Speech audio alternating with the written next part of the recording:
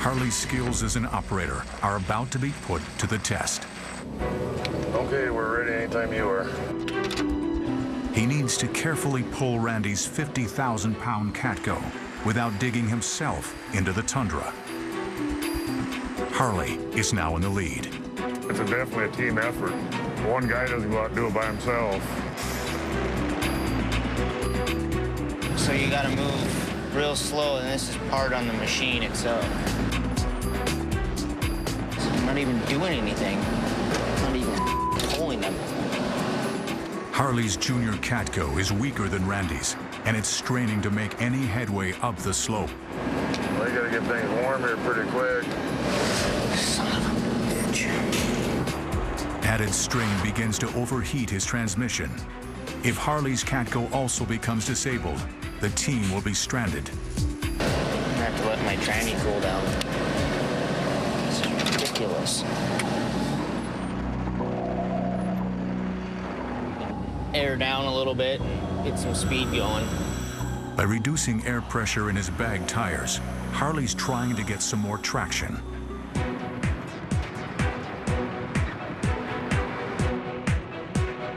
There we go. Finally starting to give a little bit here.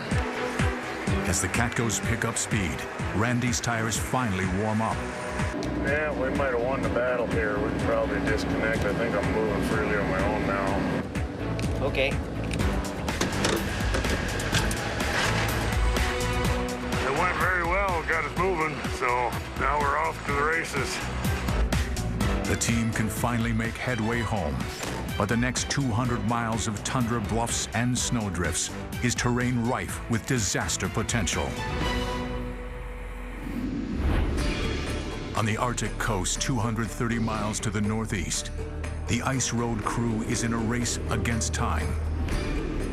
After a storm surge blew out a mile of ice road, they're playing catch-up to finish the final 9 miles quickly. A 1,500-ton oil rig needs to start driving over their road in less than a week. You don't look happy. I think we got to concentrate all efforts on cutting this thing, sinking this thing, grounding it.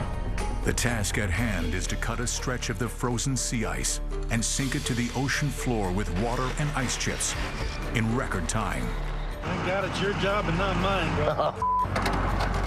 Vote of confidence, huh? Yeah. Without the cut sections reinforced, the road will not be able to support a pickup, much less a 3 million-pound oil rig.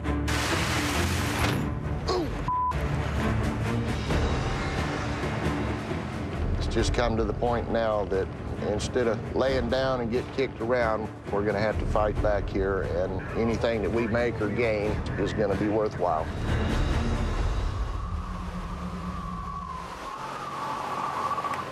Hey, I see you, James. James gets a call from his freshwater pumping station. And it's more bad news. All right, thanks. Bye-bye. His freshwater source is dried up.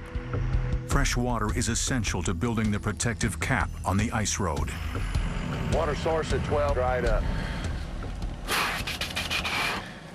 We need a break somewhere here, Chief. If they don't find fresh water soon, there's no hope of finishing the road in time for the oil rig. If we can't get another water source, then you're talking, what's shell pit? Shell pit. Shell Pit is a freshwater lake that has enough water to complete the ice road. But the lake is a 24-mile haul, and time is not on their side. We're pioneering into the shell pit here. It's a long ways to go, but that's all we've got. James is close, but it's difficult to know what is solid ground and what might be a lake that's 80 feet deep. Right here is where it says that we're on the shell. That's grounded while you're at. How do you know that? Do you want to bet? James is convinced they're on top of the freshwater lake, but his dozer operator wants to hammer his 1-ton shovel to get a feel for what's there.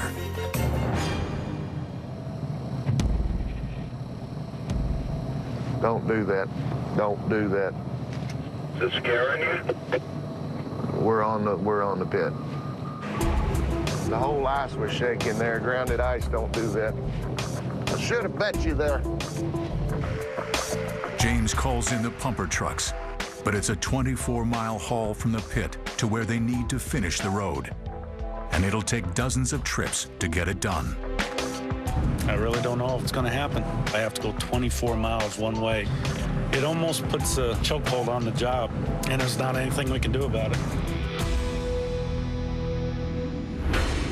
Coming up, a 1,500-ton rig is ready to roll It's a little moving city. over an ice road on the Arctic Ocean.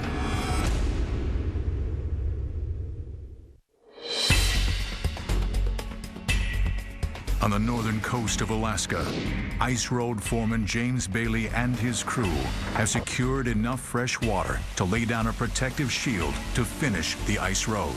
Pump this first and then fall back.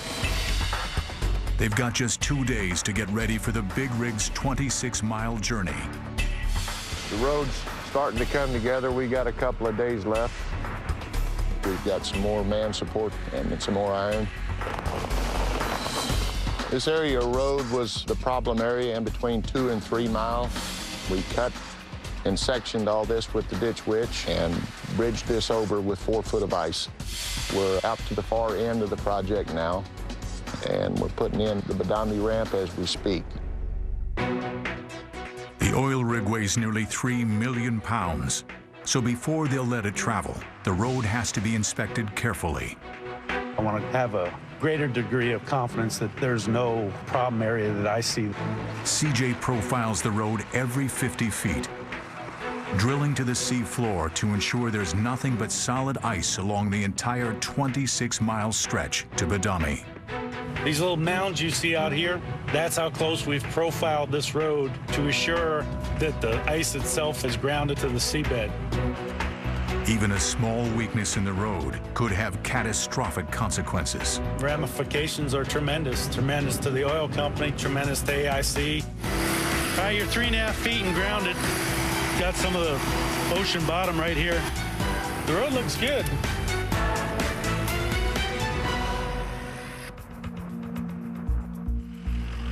Badami, We're here. we're here.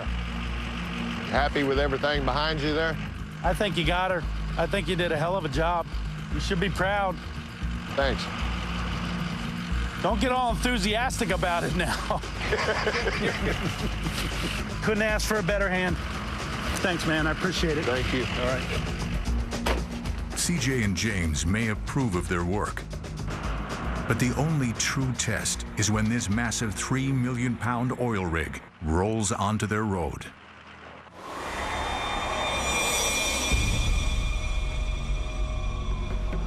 We've completed the ice road build, but it is not a success until the rig travels.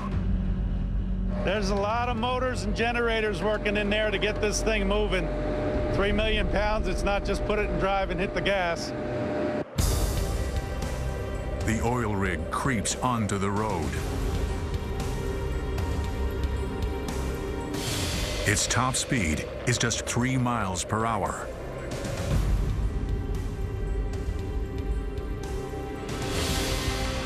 So far, the ice road is supporting almost 1,000 pounds of pressure every square inch. CJ searches for any cracks or weaknesses.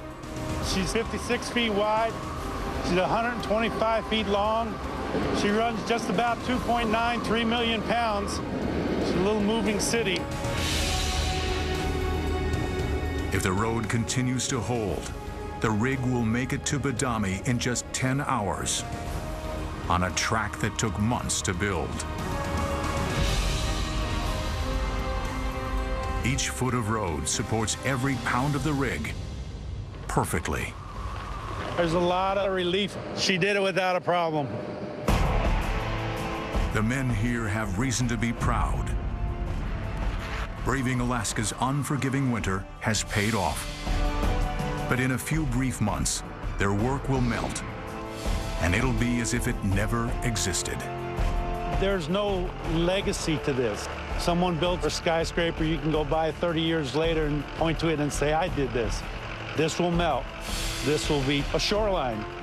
These guys put a lot of pride in it, a lot of craftsmanship, and come springtime, it's all gone. but it's a memory for the scrapbook. Back in Dead Horse, Catco drivers Randy Blevins and Harley Seifert have a long-awaited, safe and successful homecoming of their own. We're currently coming into Dead Horse, 393 miles of travel. Looking forward to a good night's rest and see what the next assignment brings. We made it. It's good to be back. Another day in Prudhoe Bay.